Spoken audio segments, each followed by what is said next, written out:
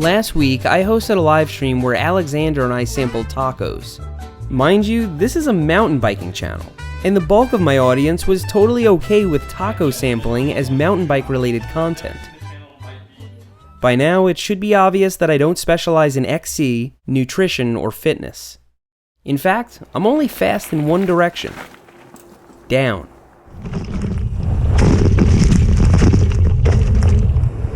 Here in western North Carolina, that's just fine. Most of our elevation maps look something like this. So you pay the trail gods up front and get your reward as one lump sum. Woo-hoo! And that's what we'll be talking about today. How to squander your hard-earned elevation as fast as possible. Here to help me prove my point is Phil Metz, the fastest ascender I know. As an ex-pro downhill racer, Phil now likes to keep things interesting on a shorter travel trail bike. We're at his stomping grounds in Banner Elk, where the trails are steep, muddy, rowdy, and in some cases just plain silly. A tree uprooted and pulled the dirt away from a rock that you're standing on right now.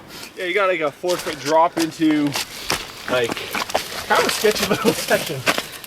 We'll take a look at all the little things Phil does to smash trails, and then I'll give you 3 killer tips that I guarantee will make you faster.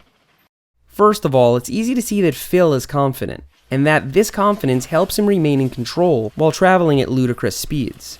But false confidence can be dangerous. Keep in mind that Phil's confidence is the result of being prepared.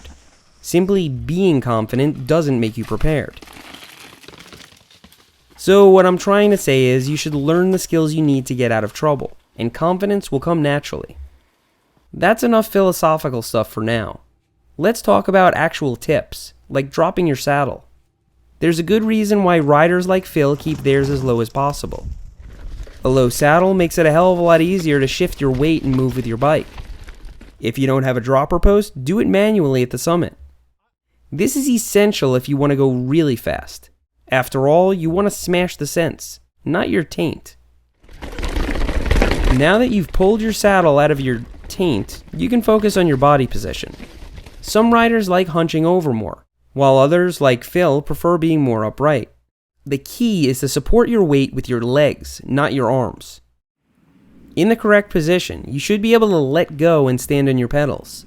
The steeper things get, the more you'll need to shift your weight back to maintain this balance. All the while, your knees and elbows should be bent, ready to move with your bike. Once you achieve the right body position, you'll find it a lot easier to rail corners. Phil has an amazing series of detailed videos on cornering, which I've linked to below. But I'll summarize it all with one piece of advice. Brake before turns, not during them. By approaching a turn at the right speed, you can focus on cornering instead of damage control. From there, it's mainly just practice and repetition. But we've touched on a really important topic, braking. Part of maintaining control while descending is modulating your speed in a controlled manner. Once you can do this, your confidence will go through the roof. Being able to skid out or smash on your brake levers is not what I'm talking about. Skidding is a great way to wreck your tires and an even better way to openly disrespect your trail system. Sure, it's unavoidable sometimes, but overall you will stop faster when you don't skid. A big part of this is learning to use your front brake. You know, the ejector seat lever on the left side of your bars. You may view it as such, but not if you follow my advice about body position. Used correctly, your front brake is your most important brake hands down. Practice using it and try not to skid. Now that we've got basic bike control covered, it's time to talk about line choice. When Phil chooses a line, he's thinking 2 turns ahead. Yeah, if you hit the roots, you have to hit them perpendicular, and that sends you wide in this turn.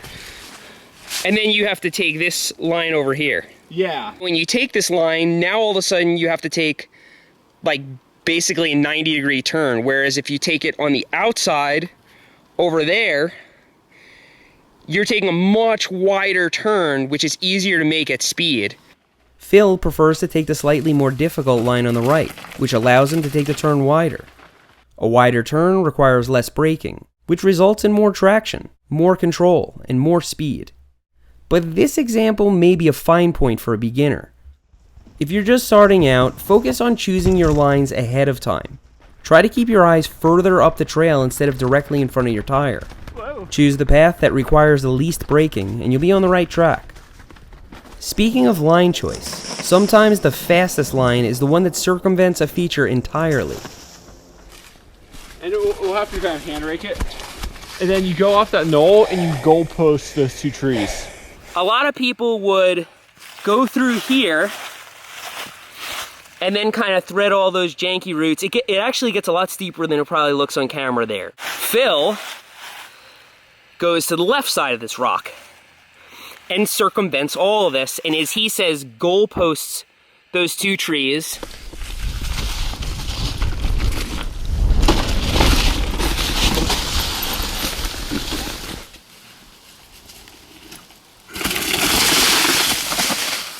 Okay, so goalposting two trees in the name of saving a second is some crazy Phil but jumping is an essential skill for fast ascending. Being airborne effectively eliminates rolling resistance and can get you over chunky terrain without even touching it. Jumping helps you connect smooth sections of trail together as if they were one. Launching into a section like this allows Phil to gain serious ground on his competition. So, rather than talk to you about the finer points of jumping, I'll simply urge you to practice it. Jumping is an essential bike control skill, and it can take your descending game to the next level.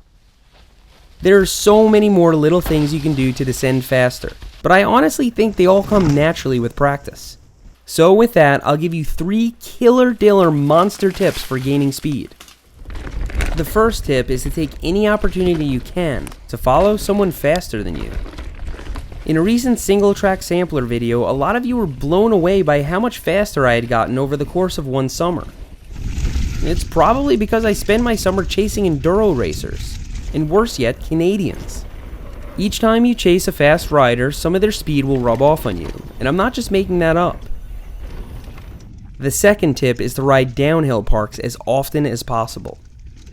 Take a moment to estimate how many feet of descending you did last season, and then consider you could do 10,000 in just a few hours at a bike park. How's that for some practice? I'm actually a big fan of riding park on a trail bike, and so is Phil. Sure, it's more difficult, but everything you learn will transfer very nicely to the single track you ride at home.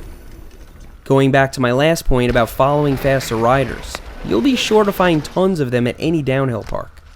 The third killer tip for descending faster is to session stuff. Sessioning, also known as dicking around, is when you find a feature on or off trail and ride it in as many ways as you can think of.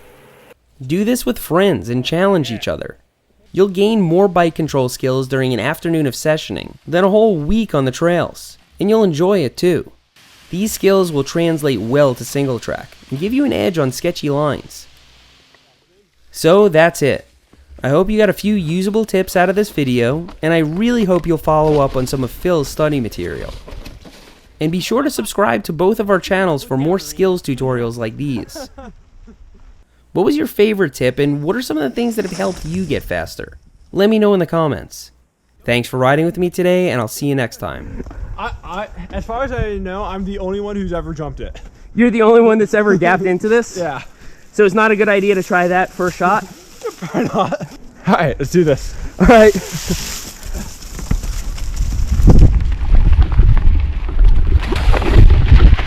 Holy crap! I cased the little